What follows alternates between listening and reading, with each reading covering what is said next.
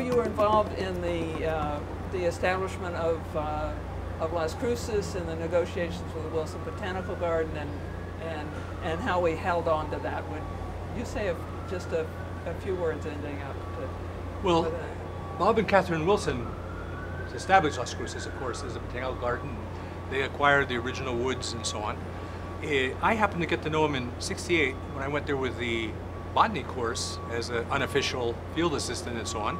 And somehow or other, I hit it off. I had a decent talking relationship with Mr. Wilson, which was saying something. Yes. Because at the time he didn't like OTS students. He had negotiated to get the field station built, and then he found out he was stuck with these students that, I don't know, they messed up his gardens or something.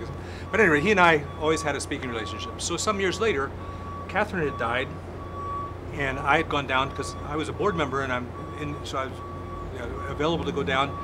Of course, I was married at the time to Flora Torres, who was the resident director at the time. So when she had to go, we had to take care of Catherine. I would go down with her or something like that.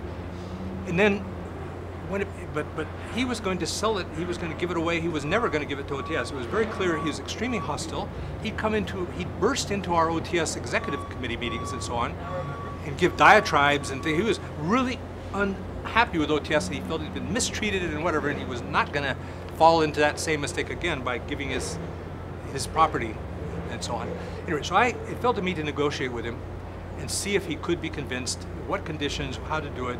And we ended up being able to calm him down and convince him that this was his best deal and, best chance. And we guaranteed him he'd have lifetime living rights and access. And he could be the director of the garden part. And, all the plant stuff, it was under his control. I mean, we weren't going to change anything. And we also said we weren't going to do that. We were going to try to expand and improve. But then we had that negotiation done, and we had to present this to the board. I can't remember what year, maybe around '82 or '83. And we had to present it first to the executive committee, and it fell to me. And by that time, I was just starting out as, if I recall right, as local hire, resident director. It fell to me to make the presentation. And I was just reminiscing a few minutes ago with Dick White, who was at that meeting, and we all remember that I recommended not keeping it. I said, look, if you look at this as a business proposition, OTS is unstable. OTS has a big problem of, you've got La Selva, it's a major responsibility, and you want to have it in perpetuity, you want to guarantee it, but you could go broke and it would be sold to pay your debts, right? I mean, you're very unstable, and this is not the time to take on another one.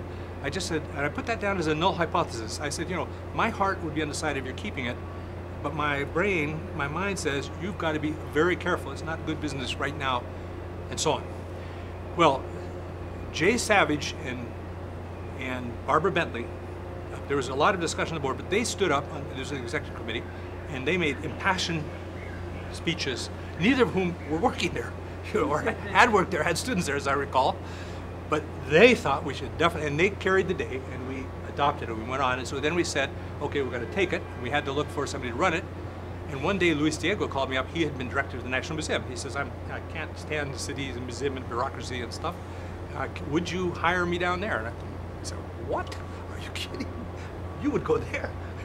Well, he did, and the kind of successes that led to.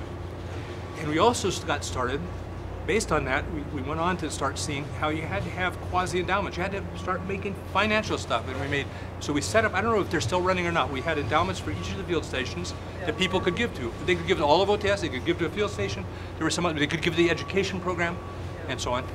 And I happened to make the first gift to the La Selva Endowment. That's a great cap, Chuck.